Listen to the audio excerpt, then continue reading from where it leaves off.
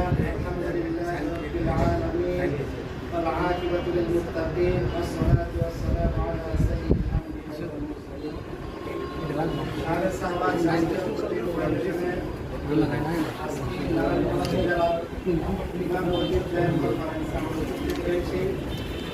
আমি আমার মনে করতেছি যে আজ নারায়ণগঞ্জের মতো একটি জায়গায় এই জায়গা থেকে প্রায় 4 বছর আগেও একদম শূন্য ছিল।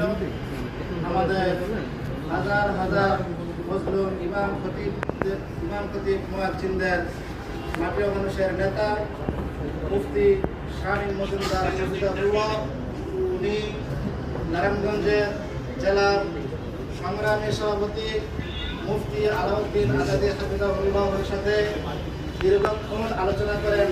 প্রায় 2020 সালের দিকে আলোচনা করার পরে শাহরা সাহাবাদ জাতীয় খতিব ফাউন্ডেশনের সম্মানিত চেয়ারম্যান সাহেব বলেছেন মজলুম ইমাম খতিব মুয়াজ্জিনদেরকে আমরা সমাজে থাকি, কিন্তু শাহরা সাহাবাদ জাতীয় খতিব ফাউন্ডেশনের হেড অফিস আমাদের নারায়ণগঞ্জে সাইনবোর্ডে অবস্থিত, কিন্তু নারায়ণগঞ্জে কোনো কাজ নাই। সেই শূন্য মুহূর্তে আলাউদ্দিন আজাদী হাফিজাহুল্লাহ অক্লান্ত পরিশ্রমের মাধ্যমে উনি কিন্তু একটা মসজিদের খতিব ছিলেন, প্রায় 2 থেকে 3টা মাদ্রাসার মুআদ্দিন ছিলেন। উনি সেই শাহরা সাহাবাদ জাতীয় খতিব ফাউন্ডেশনকে আজকে নারায়ণগঞ্জের মধ্যে এই পর্যায়ে আনতে গিয়া উনি ওনার মসজিদের চাকরি ছেড়ে দিয়েছেন, খেতাবতের দায়িত্ব ছেড়ে দিয়েছেন। আমি আরেকজন আমাদের সাথে ছিলেন মাওলানা মাহবুব বিন কাসেম সাহেব, আমরা 3 জন মুফতি আলাউদ্দিন আজাদী হাফিজাহুল্লাহর সাথে আমরা সাংবাদিক আসি চেয়ারম্যান সাহেবের সাথে।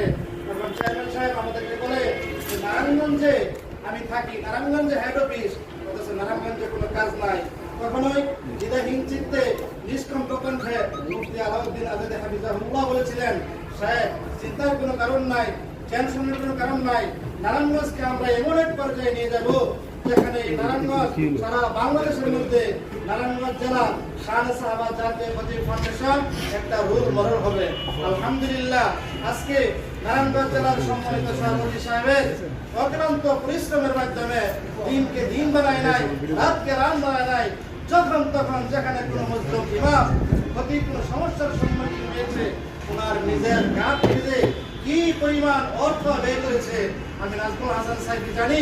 উনি নিজের সব কিছু ছেড়ে দিয়েছেন, শুধুমাত্র মুসলিম ইমাম খতিবদের পাশে গিয়ে দাঁড়িয়েছেন। মোহতারাম হাজরিন, আমরা অনেকেই অনেক বক্তব্য দেই, অনেক রাজনীতি করি, কিন্তু সত্যিকার অর্থে দেখা যায় একজন মুসলিম ইমাম খতিব মুয়াজ্জিন যখন এরকম ভাবে সমস্যার সম্মুখীন হয়, ওই মানুষটার সবচেয়ে কাছের মুসল্লি একটু দূরে গিয়ে বলে, হুজুর আপনাকে জীবনের চাইতে বেশি মহব্বত করি, কিন্তু সমাজের ভিতরে আমার কোনো মূল্যায়ন নাই, আমার কোনো কথার দাম নাই, সুতরাং রিজিকের মালিক আল্লাহ, জীবনেও মসজিদে আসে না, সে আপনাকে রিজিকের ওয়াজ করে, সে আপনাকে রিজিকের ফয়সালা দেখাই দেয়। কিন্তু শাহরা সাহাবাদ জাতীয় খতিব ফাউন্ডেশন এমন একটা সংগঠন, এই সংগঠনের কারণে আজকে সারা বাংলাদেশে যে সমস্ত ইমাম খতিব মুয়াজ্জিনদের উপরে আক্রমণ হইতেছে, অনেক ইমাম সাহেব রক্তাক্ত হয়েছে, আমাদের চেয়ারম্যান মহোদয় এরকম ভাবে গভীর রাত্র উনি এরকম ভাবে সারা বাংলাদেশের যে কোনো জায়গায় সেবা দিয়ে থাকেন। আমরা মনে করি শাহরা সাহাবাদ জাতীয় খতিব ফাউন্ডেশনের নারায়ণগঞ্জ জেলায় একসময় কিছুই ছিল না। আজকে আমাদের ফতুল্লাহ থানায় আমরা যখন প্রথম নারায়ণগঞ্জ জেলা কমিটি করি, তখন আমরা ফতুল্লাহ থানার কোনো সাথে পাই নাই। তখন ওই ফেসবুকের মাধ্যমে অনলাইনের মাধ্যমে এই যে একজন দেবী নেতা মাহমুদুল হাসান নদী হাফিজাহুল্লাহ, উনি আলাউদ্দিন আজাদী সাহেবকে মেসেজ করার পরে সর্বপ্রথম ওনাকে আমি সেই 2500 থেকে নারায়ণগঞ্জ ফতুল্লাহ গিয়া ওনাকে আমি প্রায় 20 পিস ফরম দিয়ে আসি। ফরম দিয়ে আসার পরে মাহমুদুল হাসান নদী সাহেব দাওয়াত অত্যন্ত পুরস্কারের মাধ্যমে সর্বপ্রথম সারা নারায়ণগঞ্জের ভিতরে আপনার ফতুল্লাহ থানায় 51 সদস্য কমিটি গঠন করেছে। আলহামদুলিল্লাহ।